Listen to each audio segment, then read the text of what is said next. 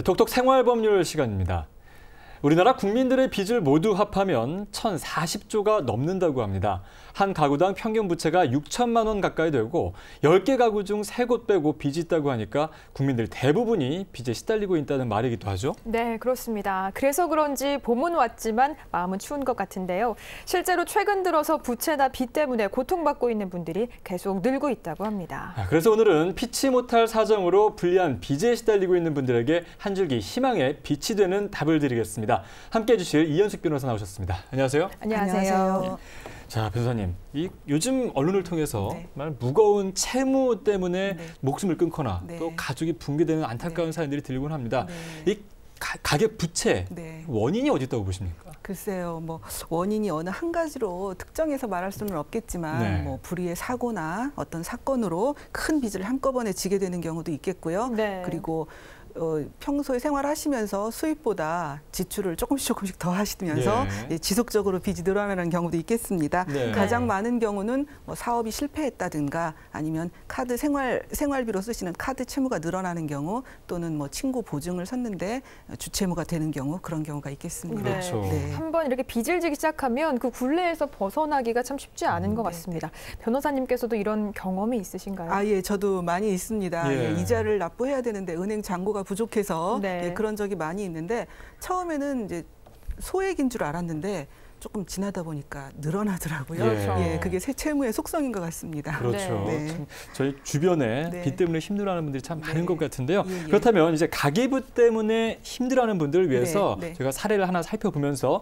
해결 방안에 대해 한번 들어보도록 하겠습니다. 예. 먼저 첫 번째 사례부터 소개해 주시죠. 예, 첫 번째 사례입니다. 공무원으로 재직 중인 A씨 120만 원 정도의 월급으로 큰 불편 없이 살고 있었는데 네. 어느 날 사업을 하고 있는 친형 B씨로부터 그 새로운 사업을 하려고 한다면서 A씨 이름으로 2억 원 정도를 대출받아서 한두 달 정도만 빌려달라는 부탁을 하였습니다. 예. 네, 아무 걱정하지 말라는 형의 말씀을 듣고 A씨는 제2금융권에서 대출을 받아서 형에게 빌려주었는데 생각과 달리 사업이 성공하지 못한 거죠. 네. 네, 그래서 B씨는 A씨 채무를 변제하지 못하는 상황이 되고 말았습니다. 어허. 네. 참 안타까운 상황에 상황. 처했는데 예. 이럴 경우에는 어떻게 해야 되나요? 네. 자산보다 채무가 너무 많은 경우 채무자는 이자와 원금 상환의 부담에 허덕이게 되고 그 악순환이 반복됩니다. 예. 네, 매우 가혹한 상황이 되죠. 또 어떤 식으로든 채무를 정리하고 새로운 출발을 할 수 있는 기회가 주어져야 될 것 같습니다. 이런 경우에 법적으로 해결할 수 있는 제도가 두 가지가 있는데요. 예. 하나는 개인 파산 그리고 면책. 그리고 또 하나는 개인 회생이라는 제도입니다. 네. 비슷한 말 같아도 조금은 다른데요. 먼저 파산은 저는 돈이 없습니다라는 것을 선언해달라는 뜻입니다. 예. 네. 그리고 면책은 저는 파산을 했으니까 제 빚을 없애주세요라는 뜻입니다. 네. 그리고 회생은 제가 좀 빚이 많은데 정리할 수 있도록 좀 도와주세요라는 의미로 해석하시면 됩니다. 네. 예, 파산, 그렇군요. 면책과 회생은 빚을 못 갚을 사람들이 갚기 어려운 상황에 처한 사람들이 취할 수 있는 법적인 구제 수단이라고 볼 수 있습니다. 예, 네. 파산, 면책, 회생 네. 어려운 법률 용어를 예. 이렇게 쉽게 나 돈 없으니까 빚 못 갚겠습니다. 네, 이렇게 네. 풀어서 설명을 네, 네. 해주셨는데요. 그러면 이번 사례 차근차근 문제를 짚어보도록 하겠습니다. 예, 그렇군요. 자, 120만 원의 공무원 월급에서 네. 2억 원 대출금에 대한 이자와 원금 네. 변제가 가능할까요? 이게 요즘 이제 이자가 낮긴 하지만 네, 낮긴 상당한 하지만. 부담으로 지금 네. 생각되거든요. 네네, 어떻습니까? 그렇습니다.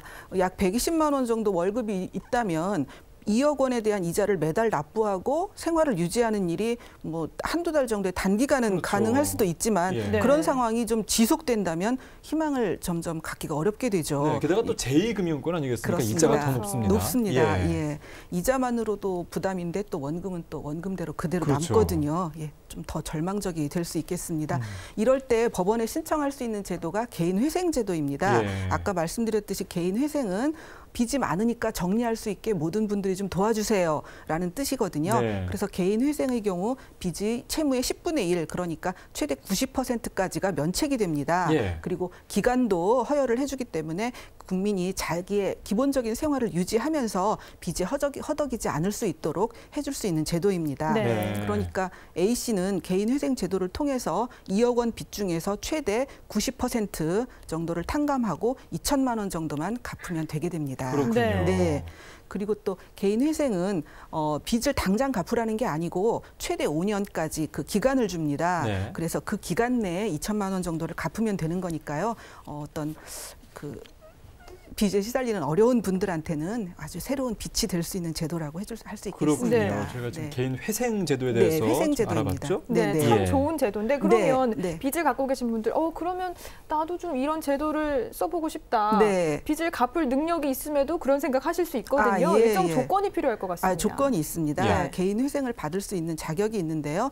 일단 뭐 자산보다는 채무가 많아야 되겠고, 네. 그리고 매월 생계비 이상의 소득이 꾸준하게 있어야 합니다. 네. 그리고 채무 원금이 1,500만 원이 넘고 무담보 채무가 5억 원, 그리고 담보가 있는 경우 10억 원 정도, 10억 원까지 채무가 있는 경우에 가능합니다. 예, 네. 저희가 개인 회생 신청 자격을 네. 지금 화면으로 보여드리고 있는데요. 네. 자, 그렇다면 네. 이제 빌려준 사람 입장에서는 네, 뭐 네. 제2금융권 입장에서는 2억 원을 빌려줬는데 2천만 원밖에 받지 못한다면 이거 뭐 좀 손해 보는 거 아니야? 돈을 전부 못 받게 되면 억울하지 않겠습니까? 네.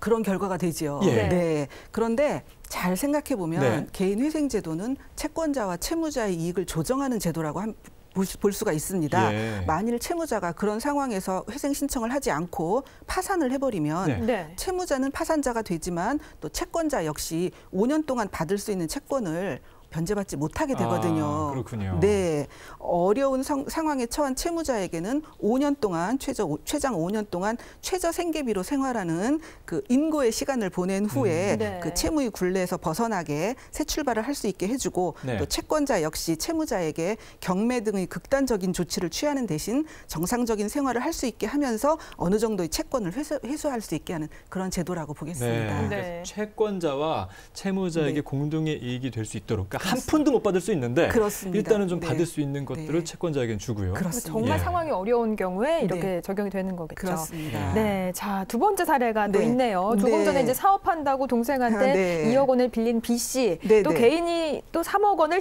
은행에서 빌려서 5억 원을 들여서 야심차게 식당을 운영을 네. 했는데 네. 화재로 그만 어허. 식당을 운영하지 못하게 됐는데요. 예. 이런 경우 이 5억 원 어떻게 갚아야 될까요? 예. 그 앞에서 그 개인 회생 제도를 설명하면서 파산에 대해서도 잠깐 말씀을 드렸는데요. 네. 결론을 말씀드리면 B 씨의 경우는 파산을 신청하는 게 적절하지 않을까 싶습니다. 네. 그렇지 않으면 채무가 끝없이 늘어나거든요. 그렇죠. 예. 그렇군요. 네네. 이 파산이란 경우에는- 네네. 그 파산이란 그 자산보다 훨씬 많은 부채가 있고 지금 도저히 그 부채를 변제할 수 있는 방법이 없게 되는 경우 예. 법원의 결정으로 파산이 선고되고 또 면책 결정으로 채무의 전부가 면제되는 제도라고 할 수 있습니다. 네. 채무자는 파산자가 되고 신원증명서에 그런 사실이 기재됩니다. 그렇군요. 네. 신원증명서에 그런 사실이 기재된다. 그렇다면 네. 파산 신청을 하면 뭐 불이익이 네. 어느 정도 있다라는 거죠. 불이익이 있다고 봐야 되죠. 예. 네.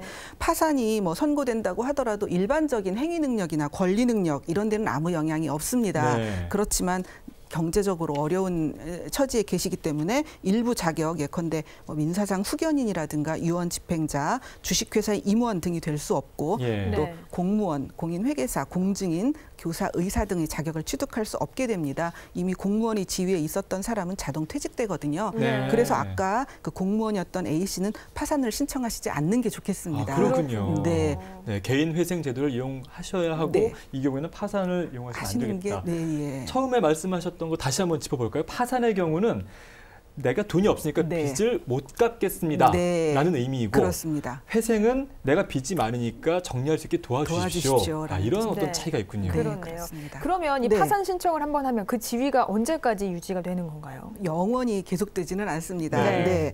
파산 결정을 받은 사람은 또 조금 있다가 바로 보통 면책 신청을 할 수 있게 됩니다. 네. 면책 결정이 있게 되면 복권이 되기 때문에 파산자로서의 모든 불이익은 소멸합니다. 네. 제2의 새로운 출발을 하게 되는 거죠. 예. 네, 뭐 어떤 이유로든 그러니까 뭐 친구의 보증을 섰는데 친구가 빚을 갚지 않아서 채무자가 되어버렸다든가 또는 B 씨처럼 불의의 사고로 전 재산을 소실한 경우 등 어떤 이유로든 도저히 감당할 수 없는 채무의 굴레에 빠졌다면 파산 제도를 이용해서 새로운 출발을 해보시는 것도 하나의 지혜가 될 것 같습니다. 그렇군요. 네. 네. 이 파산 같은 경우는 법원에다가 이제 신청을 하면 네, 법원에서 결정을 해주는 네, 제도죠. 그렇습니다. 자, 그런데 파산이 선고되더라도 네, 네. 면책이 안 되는 경우가 있다고 들었거든요. 예, 파산은 제가 지급할 수 없다는 것을 선언해 주세요라는 예. 의미인데요. 면책이 되면 모든 채무가 면제되거든요. 네. 그래서 채권자는 손해를 볼 수가 있게 됩니다. 네. 그래서 면책 결정은 법원에서 좀 신중하게 심리를 합니다. 예. 네, 그래서 우리 법률에 의해서 채무자가 자기 재산을 거짓으로 숨겼거나 허위 채무를 신고한 경우, 그러니까 자산이 있는데도 네. 변제하지 않으려고 하시는 분, 네. 또는 파산 원인이 있음을 알면서 특정한 채권자에게 이익을 줄 목적으로 특정인에게만 변제를 하는 경우, 네. 예. 그리고 도박이나 사치 등으로 인해서 과다한 채무를 발생시킨 경우에도 면책이 불허가 될 수 있습니다. 네. 네. 예, 실무상으로는 파산 신청을 하기 직전에 해외 여행을 많이 다녀오시고 또 외국에서 도박을 한 정황이 나타나는 경우에는 면책이 불허되는 걸 봤습니다. 그렇죠. 네. 저희들이 흔히 생각할 때 일반적인 좀 법감정이라든가 네, 도덕적인 감정이 그렇습니다. 어긋나는 경우에는 면책을 해주면 안 되겠죠. 그렇습니다. 예. 면책으로 이 채무가 소멸되기 때문에 법원에서도 심리를 하는 거죠. 네. 그렇죠. 네. 그러면 이제 보다 이제 파산 신청 자격이나 어떤 면책 사유 같은 것들에 대해서 네. 자세하게 알고 싶으면 예. 어떻게 알아봐야 되나요? 예, 파산 면책의 조건이 좀 더 궁금하시다면 예, 국번 없이 132번 법률구조공단의 무료 법률 상담 코너를 이용해 보시면 좋을 것 같습니다. 감당하기 어렵다고 느끼신다면 구체적인 사유를 말씀드리고 도움을 받으시면 좋겠습니다. 네, 네. 132번 입니다. 꼭 기억해 주시기 바랍니다. 네. 자, 오늘 준비된 내용 여기까지입니다. 오늘 톡톡 생활법률에서는 개인 회생, 또 개인 파산 등에 대한 사례를 들어서 구체적으로 설명해 드렸는데요. 많은 분들이 오늘 보신 내용을 좀 참고하셔서 상담에 좀 도움을 받으셨으면 좋겠습니다. 자, 그러면 오늘 준비된 내용 여기까지입니다. 함께해 주신 이현숙 변호사님 오늘 나와주셔서 감사합니다. 고맙습니다. 감사합니다.